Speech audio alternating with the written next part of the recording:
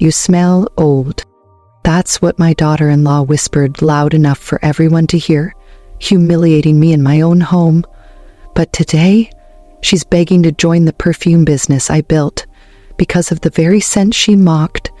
Let me tell you how everything changed. Sometimes people underestimate us just because we're older. They think our value fades, our style, our presence, our power. But what happens when the person who insulted you suddenly realizes you're stronger than ever? This is the story of how I turned shame into success, and how the woman who mocked me now wants my help more than anything.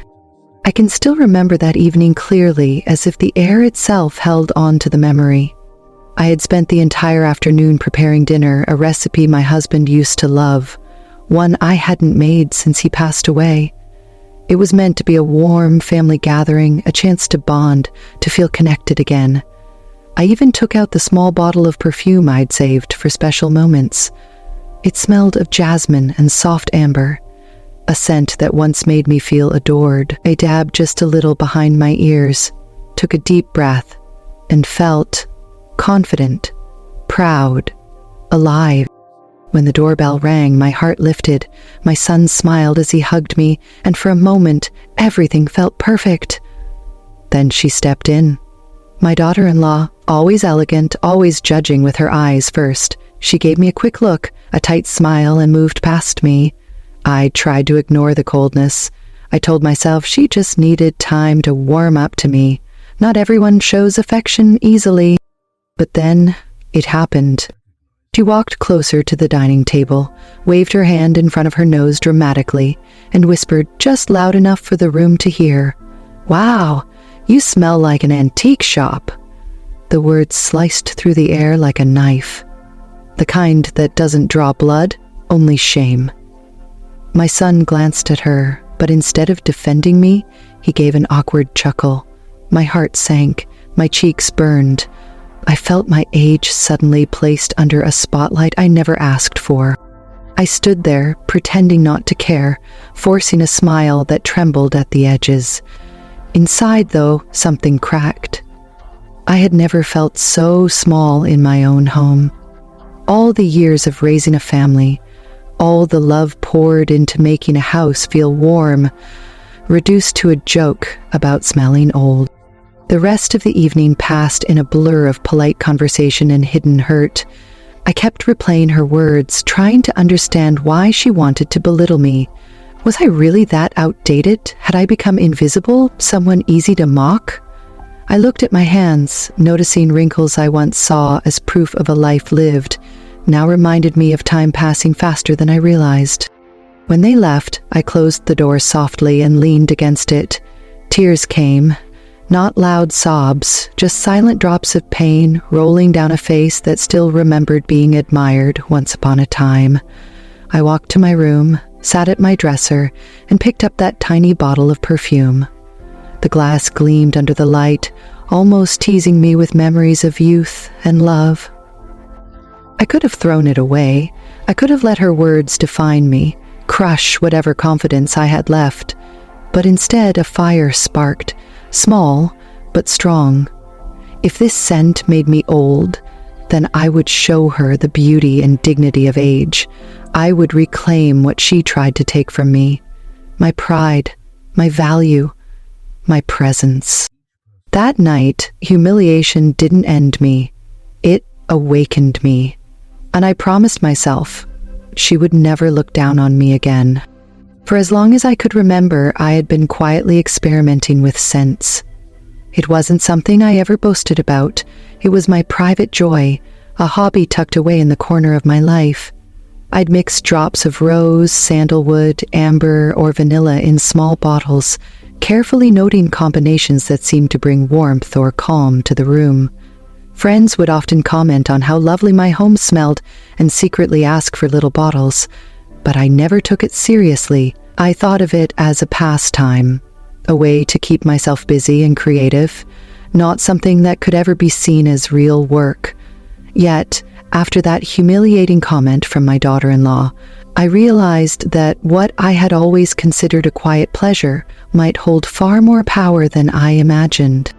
The very night of her insult, I sat at my dressing table, surrounded by vials and oils I hadn't touched in months. I inhaled the jasmine blend I had worn that evening, and a memory struck me. My late husband's smile whenever I dabbed a drop behind my ears, how he would lean in close, saying, "That scent, it's you." I had kept those recipes hidden for decades, almost like secret treasures, never thinking anyone outside of a small circle would appreciate them. But now, in the quiet of my bedroom, I felt a spark of determination. If this so-called old smell could evoke such strong memories, then it had value. Maybe it could even have a future. I began sifting through my old notes, jars and vials, rediscovering scents I had long forgotten. Each blend seemed to tell a story of care, patience, and refinement that only time could teach. The more I experimented, the more I realized that age had given me something many younger people lacked: experience, intuition, and the ability to balance strength with subtlety. I could sense which notes would harmonize and which would clash, how a single drop of amber could transform a fragrance, or how rose could soften a bold scent into something elegant and timeless. That evening turned into nights of experimentation. I started writing down formulas, labeling bottles with names like Eternal Grace or Whisper of Jasmine. I even tested small batches on friends, asking for honest feedback. To my surprise, everyone loved them. They described the fragrances as rich, layered, and comforting. Each compliment made me realize that this hobby of mine could be something much bigger than I had ever imagined. What my daughter-in-law had mocked as old could become a unique identity, a signature that would set me apart. By the time I went to bed, exhaustion mixed with exhilaration, I understood something important. Talent doesn't expire with age. Skills cultivated over years carry depth and wisdom that no fleeting trend can match. That small spark of resentment, born from insult, had now transformed into ambition. I wasn't just experimenting with scents anymore. I was building something I could be proud of, something that could stand as proof that experience and passion never fade, no matter what anyone says. As I continued to experiment with my blends, I realized I had something special on my hands. Each evening became a ritual of creativity and discovery. I carefully documented every combination, every drop of oil, every subtle change in scent, and slowly, patterns emerged. I began to see which blends could evoke memories, comfort, or even confidence. It wasn't long before I decided to share a few small batches with friends. Not expecting much, I handed them the bottles almost shyly, thinking they might humbly compliment me and put the perfume back on the shelf. But their reactions were far more enthusiastic than I could have imagined. Their eyes lit up, their faces softened, and they kept returning to smell it again and again. They began asking where they could buy it, and soon their friends wanted some too. The first breakthrough didn't come as a grand event. It came in small, encouraging steps. I posted a few photos online, casually mentioning that I had created some homemade perfumes. Within days, messages flooded in, people asking if they could order, people sharing how the scent reminded them of something they loved. I began to carefully package small bottles, adding personal notes and little touches that made each one feel like more than just perfume. It felt like a piece of me. Each order that arrived brought a sense of excitement and pride I hadn't felt in years. What had started as a way to prove my worth after that humiliating comment was slowly becoming something tangible, something that could touch other people's lives. Then came the moment when the local boutique called. They had heard about my scents through social media and wanted to feature them in their store. I was stunned. My tiny experiments, hidden away in dusty drawers for years, were suddenly being recognized as something professional, something desirable. Beauty bloggers reached out to review my perfume, intrigued by the story of how an old-fashioned scent was gaining attention. Each positive review was a small victory, a reminder that age and experience could create something unique that trends could never replicate. What was most surprising was how the perfume began to affect my self-perception.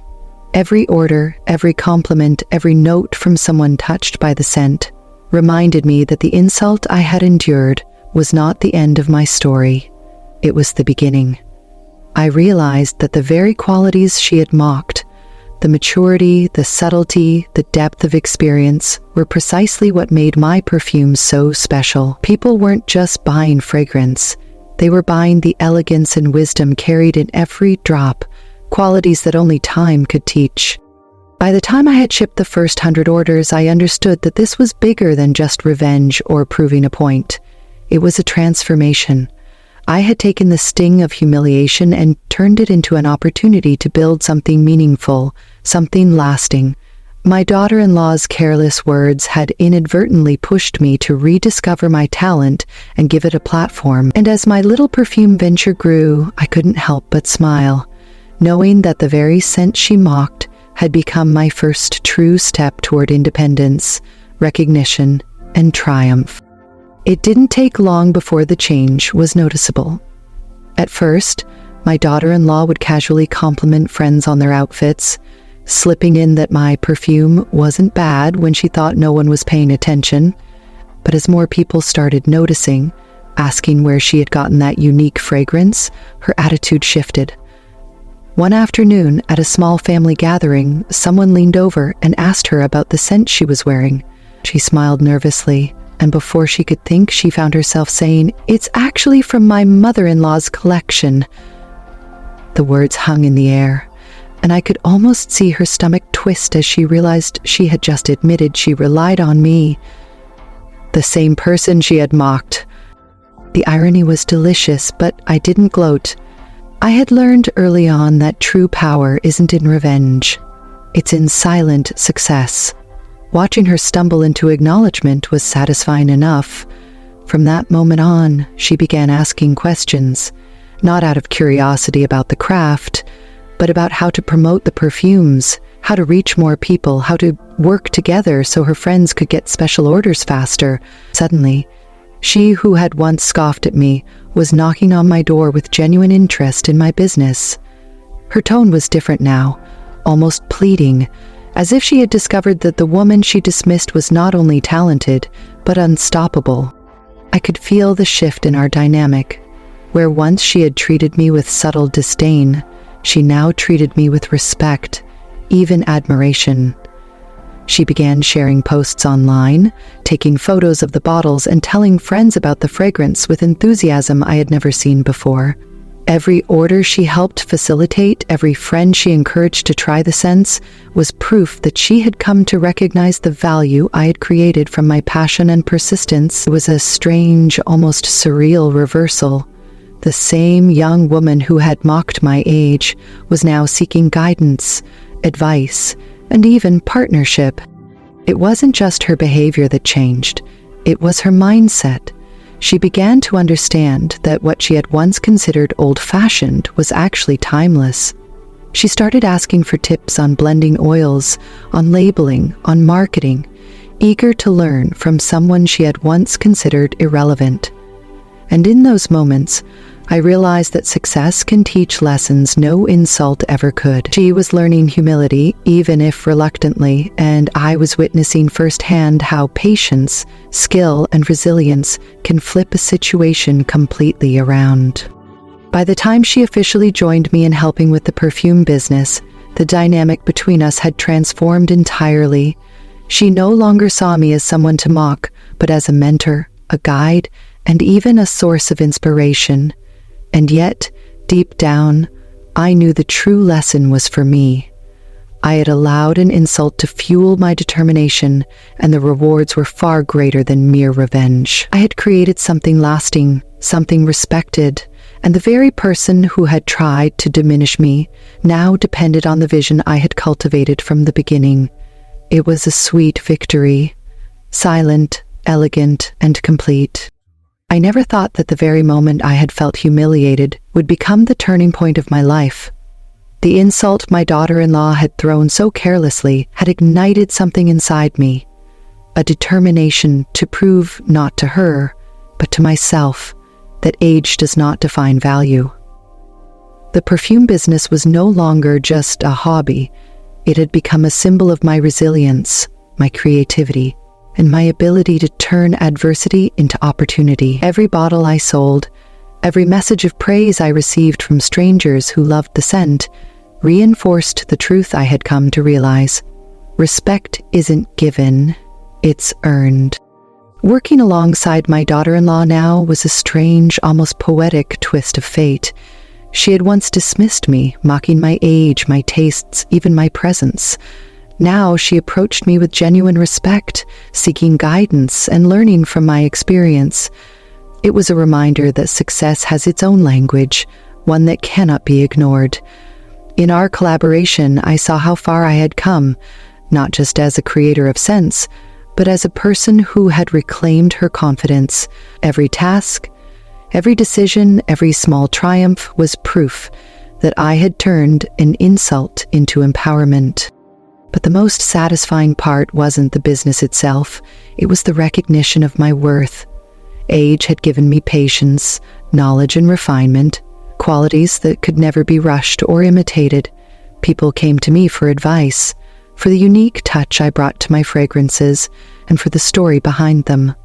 They weren't just buying perfume, they were buying the essence of someone who had turned life's setbacks into a powerful statement. And in the background of all this, the same woman who had mocked me was witnessing the strength and dignity she had underestimated. I often reflect on that first hurtful comment, how it stung at the time, and how it could have been the end of my confidence. Instead, it became the catalyst for something beautiful and lasting. It taught me that insults only have the power we give them, and that a true comeback doesn't come from confrontation. It comes from quiet perseverance, skill, and the courage to believe in yourself. I had built a legacy out of my passion, and the perfume that once caused laughter now commanded admiration. Now, when I look at our perfume business, I don't see just bottles and scents. I see triumph, growth, and a reminder that life often rewards those who refuse to be diminished by others. My daughter-in-law's change in attitude doesn't define me. My actions do, and every time someone compliments our fragrance, I remember that what began as humiliation has become empowerment.